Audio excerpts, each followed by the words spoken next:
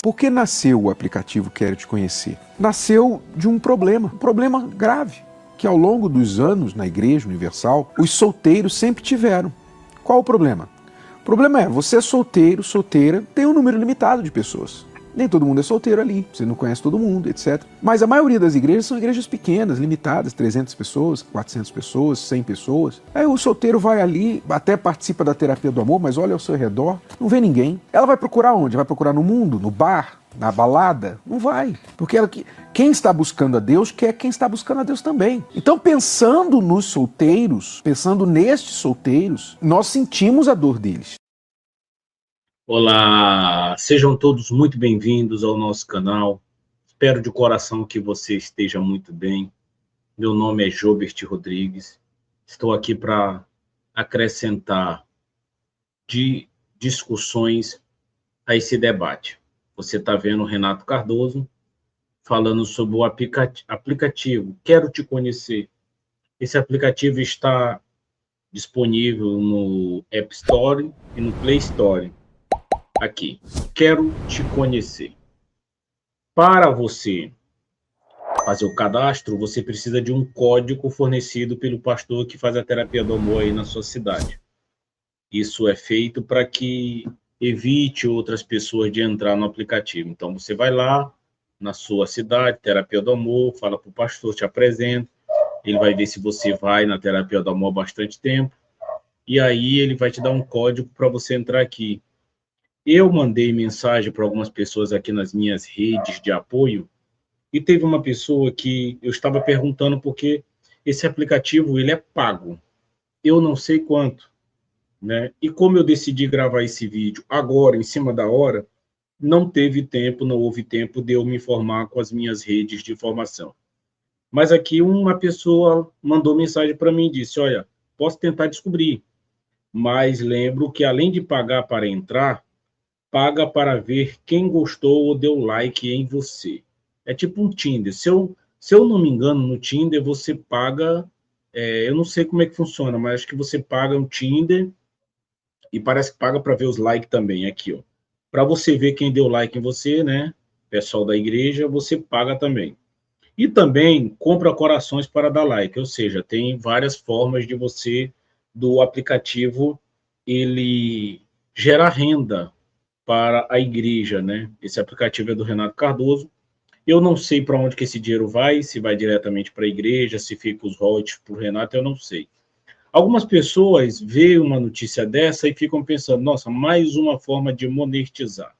Eu acredito o seguinte, eu quero apresentar algumas explicações em relação a isso dentro da minha análise, né? Dentro do meu objeto de estudo, que é o comportamento humano. Esse aplicativo vai gerar renda? Vai. Mas ele vai gerar uma renda muito pequena.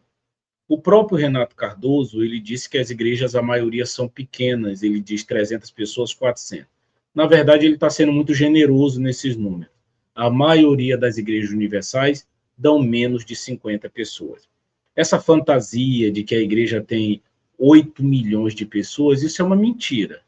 Nós temos o Jornal Universal, eu passei em frente a uma Universal essa semana, e eu vi algumas pessoas distribuindo, peguei um, eu observei lá que o jornal ele teve uma faixa de 1.700.000 exemplares impressos.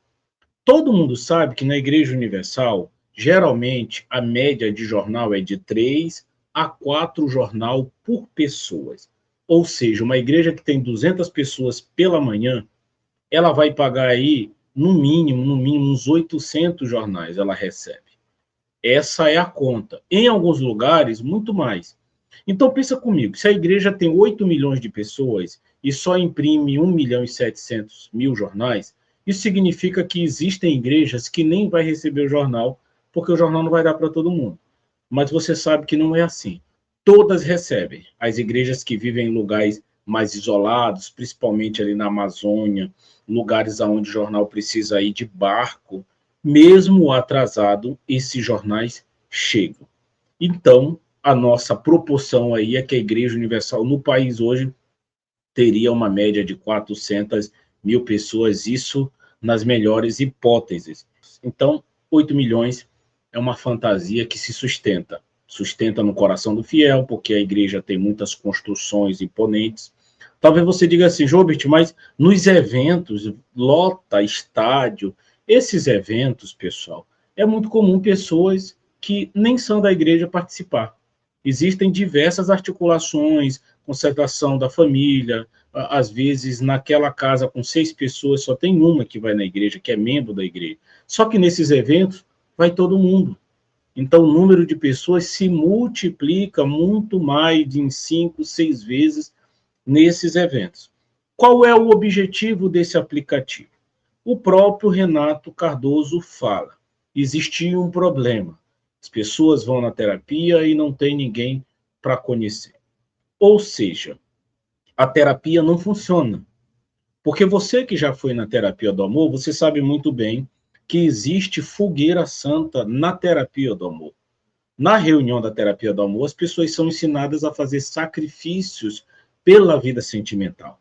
Você vai pegar o seu salário, você vai vender o seu carro e vai sacrificar na fogueira santa para Deus mandar alguém para você. E aí fica a seguinte pergunta: se Deus vai mandar alguém, Deus precisa de aplicativo?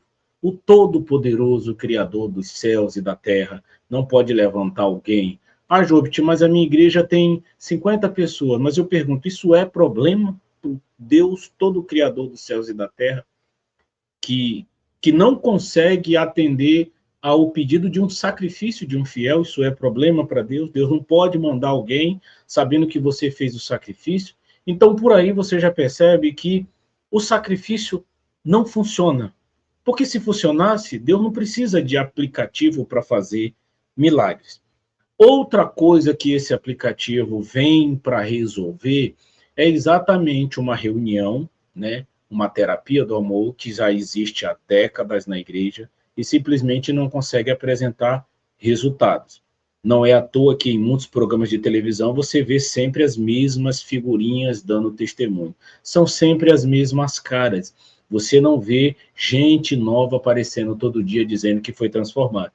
E aí fica complicado para um pastor que já está há um ano fazendo terapia do amor em uma catedral e simplesmente, quando ele procura casais que foram abençoados, vai aparecer um ou outro e, em muitos casos, casais que foram feitos em gestões anteriores. Ou seja, o pastor está há um ano fazendo terapia e não tem nenhum casal para apresentar. Então, esse aplicativo, na minha opinião, o objetivo maior dele nem é monetizar, nem é ganhar dinheiro, porque esse aplicativo ele é restrito. A maioria das igrejas universais não tem terapia do amor. Eu moro aqui na capital de São Luís e posso dizer que na catedral tem terapia do amor, e em pouquíssimas igrejas da capital, e muito menos do interior. Ou seja, o número de pessoas que vão participar desse aplicativo é muito pouco. A arrecadação, mais pífia ainda. O objetivo, na verdade, é aproximar pessoas de outros estados para que essas pessoas namorem, para que essas pessoas casem e para que a terapia do amor, né, esses testemunhos sejam vendidos como, olha só, a terapia do amor conseguiu fazer mais um milagre, mais um casal. Agora eu quero dividir com você uma experiência que eu fiquei sabendo. E eu estou dizendo que é uma experiência que eu fiquei sabendo. Eu não estou dizendo que todas as experiências desse aplicativo seguirem esse mesmo roteiro.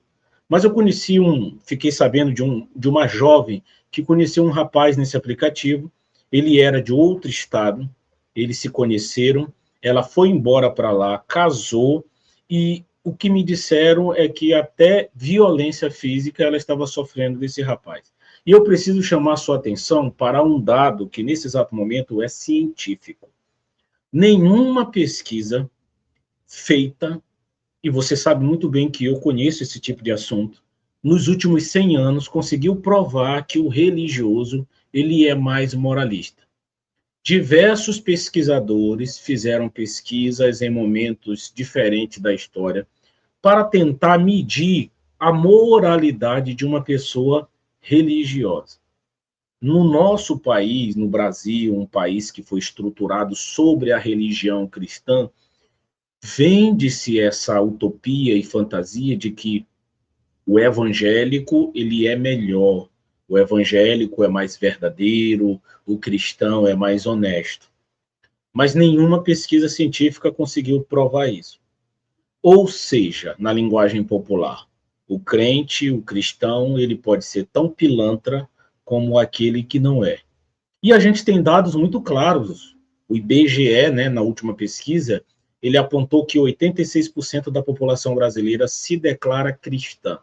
Agora pensa comigo, num país onde 86% das pessoas dizem que são cristãs, nós temos um país com alto consumo de pornografia, um alto consumo de prostituição, um alto consumo de drogas. E a pergunta que fica é a seguinte: se 86% da população é crente, então são pessoas que não absorvem pornografia, não usam drogas, né, e não consomem serviços de prostitutas. Então, de onde está vindo as pessoas que sustentam esse tipo de dado? É como a fantasia dos Estados Unidos. Muita gente diz, os Estados Unidos é o país mais cristão, por isso são os mais ricos. Pessoas que falam isso não conhecem dados. Elas reagem pela percepção que têm, e essa percepção é sustentada pelo tipo de consumo de informação que ela recebe. Então, o algoritmo das redes sociais, elas não foram feitas para te enganar, foram feitas para te manter na plataforma o máximo de tempo possível.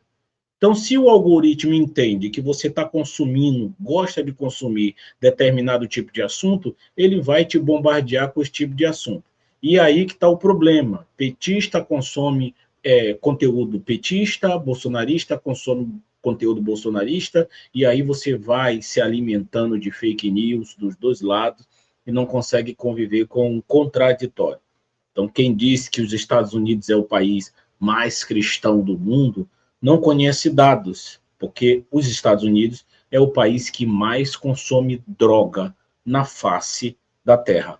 Ou seja, é graças aos Estados Unidos, é graças aos cristãos dos Estados Unidos, em sua grande maioria, que a Colômbia faz tanta questão de produzir tanta droga para mandar não só para lá, como para a Europa. Então a gente precisa ter cuidado. Nenhum dado mostra que o religioso é mais moralista. Então essa fantasia de, eu vou casar com um crente, eu vou ser feliz, é uma mentira. Infelizmente, as pessoas se sustentam por isso, e quando entram numa relação abusiva, muitas vezes ficam nessas relações abusivas durante anos, porque simplesmente se sentem em vergonha de ter que aceitar que a sua relação foi um erro, que a sua relação faliu. E aí o tempo passa e a pessoa acaba perdendo a chance de viver uma vida nessa terra que é única, com mais leveza e mais liberdade. Outras pesquisas científicas também apontam que o impacto na saúde mental das pessoas em relação ao que é religioso beira 1%. Ou seja, não existe nenhuma pesquisa que conseguiu comprovar que a religião traz um bem-estar maior para a saúde mental das pessoas. O impacto da religião na saúde mental das pessoas beira 1%, ou seja, é quase zero. Então, é preciso você olhar para esses dados com mais cuidado e ter muito mais cuidado na escolha do seu cônjuge. A instituição, lançando um aplicativo desse, visa resolver esse tipo de problema, como o próprio Renato falou. Mas aí que está um erro, um problema que se esconde nos números. Muitas dessas relações acabam acontecendo sem uma conexão de corpo a corpo, sem uma conexão presencial, sem uma avaliação mais profunda. Muitas dessas relações são precoces, muitas dessas relações são estimuladas pelos líderes para que apareçam testemunhos e esses testemunhos validem o que está sendo feito, e aí muitas pessoas acabam assumindo compromissos que são muito sérios, sem nem conhecer direito a pessoa. Elas seguiam apenas pelo fato de que ele é de Deus. Só isso já basta. E a gente tem visto que, na maioria dos casos, não. Beijo no coração.